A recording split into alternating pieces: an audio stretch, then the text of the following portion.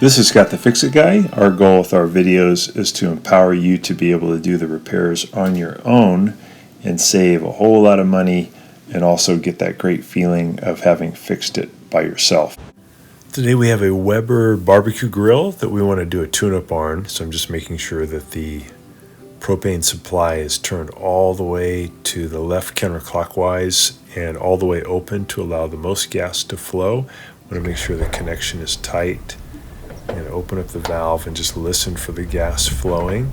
It sounds pretty good, but this one's been sitting during the winter season, so we want to get ready for some barbecue, and we're going to do a little bit of cleaning to make the electronic ignition work better and to make sure that the gas can flow really well. So one thing you can check before you start the season is that your tank is fairly full of propane, and one easy way to tell is to pick it up and you can feel a tank that's fairly full is going to be heavy, and if you shake it you should hear some liquid sloshing around inside. If you don't hear that, that means there's probably nothing left in there. So I'm just taking the grill sections off of the top, just lifting those off, and then this has 3 burner tubes, one on the left, one on the right, one in the middle. I'm going to take these cover plates off just by lifting them straight up to expose the venturis or the burner tubes. The burner tubes can get kind of dirty, so I'm going to use a standard head screwdriver, remove this one screw here from the back, and that's going to let me lift the burner tube up and out so I can get better access to the electrode. That's the part that will light it. I'm also going to be removing this section, and this is the thing that makes the spark. It's just a AA battery with a little spark module. So I'm going to unscrew that. And now I've got my wire brush out. I'm cleaning the area that the spark jumps to on the burner tube. It's full of rust. I want to get that like to bare metal, so I want to really clean that well with a wire brush. Then I'll clean the electrode, just careful, not too much force on that, just kind of light contact. I'm using a can of spray electrical cleaner that I got at Home Depot in the electronics section. I'm going to spray the electrode, get it super clean. And I'm also going to spray the area where the spark jumps onto on the metal. Push the ceramic electrode back into its housing. Make sure it's in there nice and tight.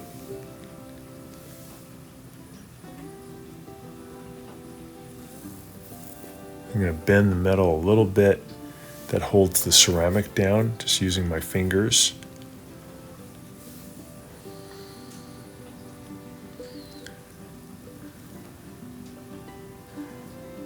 All right, I'm going to feel with my one hand the gas pressure. I got my thumb on the end of the gas valve, the little port where the gas comes out, and I'm turning on the valve and feeling the volume of gas hitting my finger. It feels pretty good.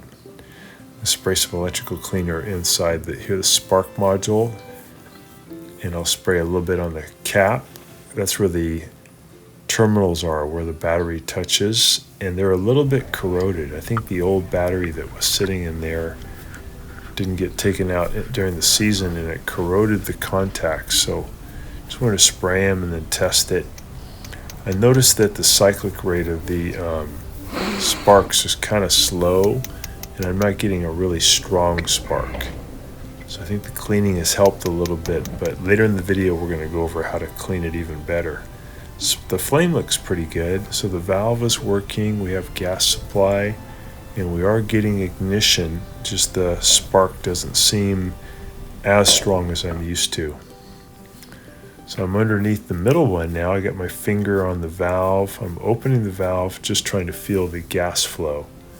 And it feels good. Usually that will not be obstructed unless maybe like a spider during the off season has built a web right inside the hole where the gas comes out. So I cleaned up the metal tube like I did on the first one, got the electrode back into position, and I'm feeding the burner tube back into the end of the gas valve.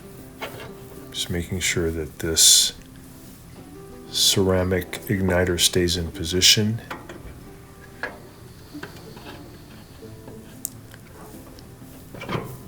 Get that back in place, and then I'll add that screw back to hold it. And that's just the flathead or standard head screwdriver to hold it in. So that flame looks pretty good too. That's the center one.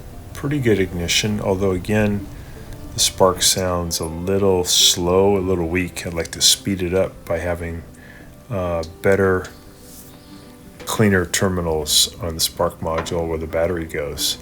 So this is the last third burner. I'm going to free it up a little bit by getting it free of this little wire housing underneath.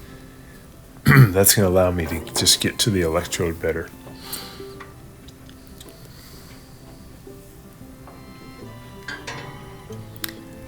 Pull that free.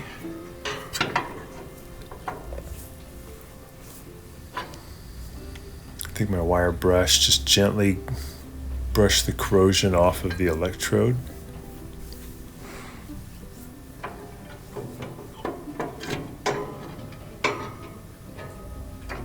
Get the burner tube out of there. And now I'm going to use the wire brush to clean all the ports where the gas comes out, where the flame comes out. Especially though down by where the igniter is, you want to get that really clean, just bare metal. So a lot of abrasion there. That's so it can make a big, strong spark, give you better ignition.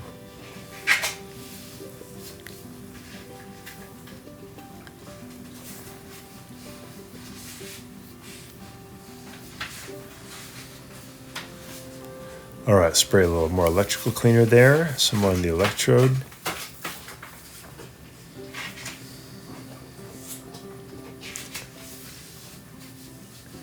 We're going to put that igniter back into its housing. Make sure it's pushed in there nice and tight.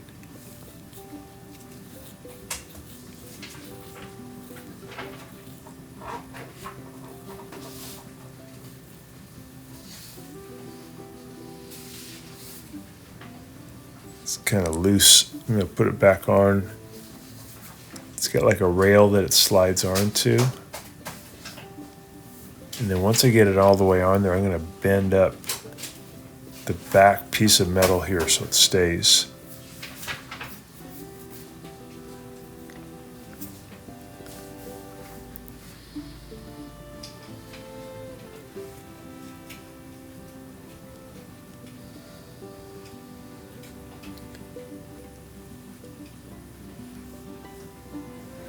Okay, I'll feed the burner tube back in on the end of the gas valve.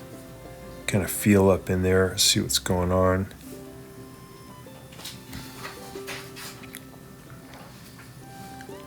Okay, you got that seated back, and I'll add that screw to hold it down.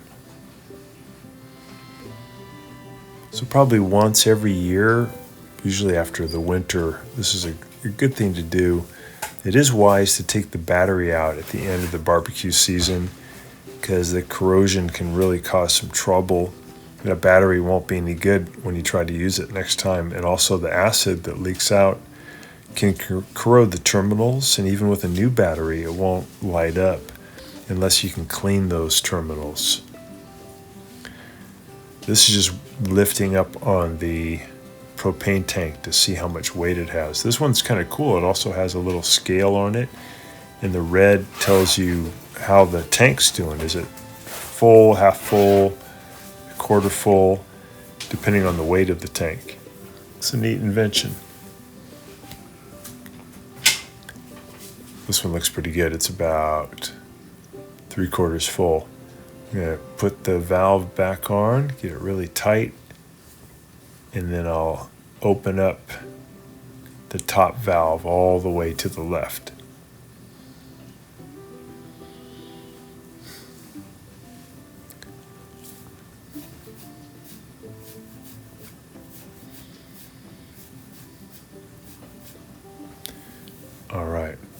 check out the spark module. Put it back into the front panel, twist it around so it can fit through. There we go. And I'll put on the little plastic nut to hold it.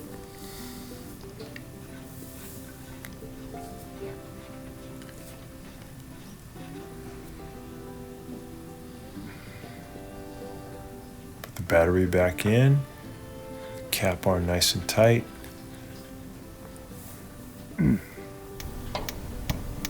Just give it a little test. Center one looks good. Right one fires right up, looking good. Left one seems to be stalling, so I just gotta take a look. Maybe it's the igniter's out of position.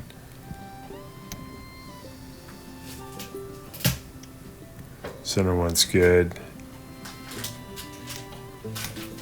Right one's good, nice flame.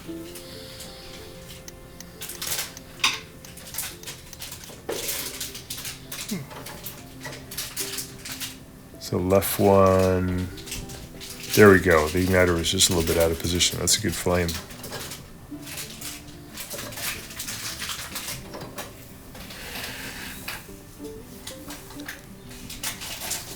All right, pretty much done. We're gonna do a little bit more on putting things back together. Put the knobs back on.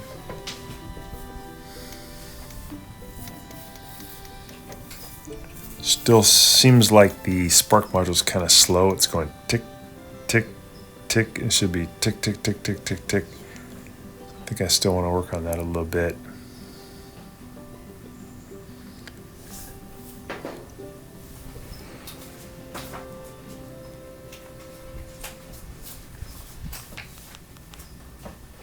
These terminals look a little bit corroded. I'm going to scrape off some of that corrosion using the end of a standard head screwdriver. Especially this top cap looks corroded.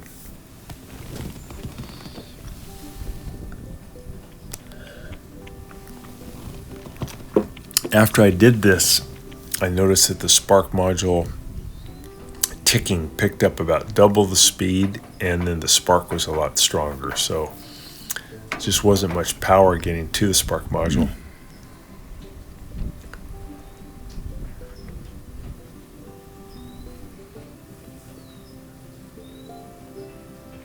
This is using a little bit of a sharper tool to scrape off that rust or corrosion down there at the end of the terminal.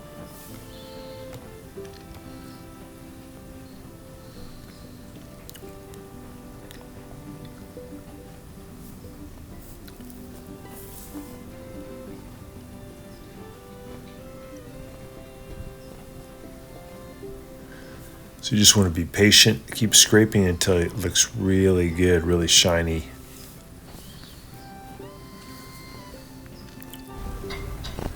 Get a little more electrical cleaner, spray in there.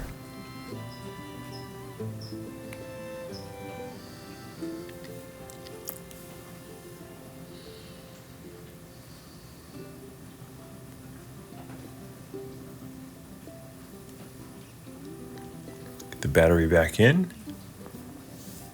Get this end cap on nice and tight. Okay, now we're talking. Now it's fast and strong spark. That's what it needed.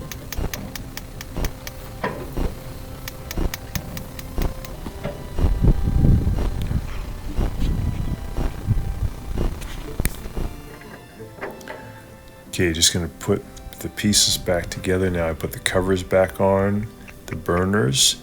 Put the grates back on.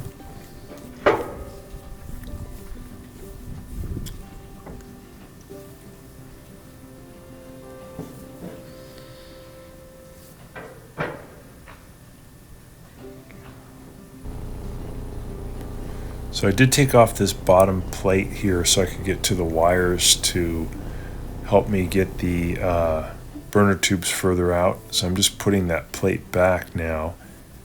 And I'm going to add a couple of Phillips head screws to hold it on. So these are fitting in here in the back left and back right hand corner.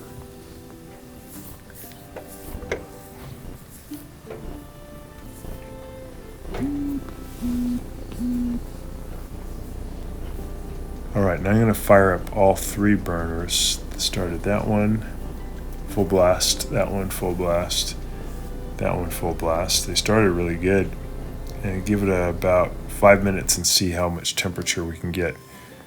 Should within about 5 to 10 minutes should get up around 300 degrees Fahrenheit with the top closed. So we're about 200.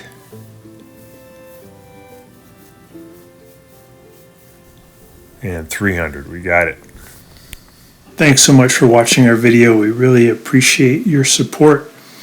And when you get a chance, please press the subscribe button below so you can be subscribed, and also the notification bell so we can send you more videos about appliance repair. Please also give us a thumbs up if you enjoyed the video. If you really liked the video and it really helped you, please press this new applaud button and you can show your support and also get a nice clapping hands for your video. Thanks again.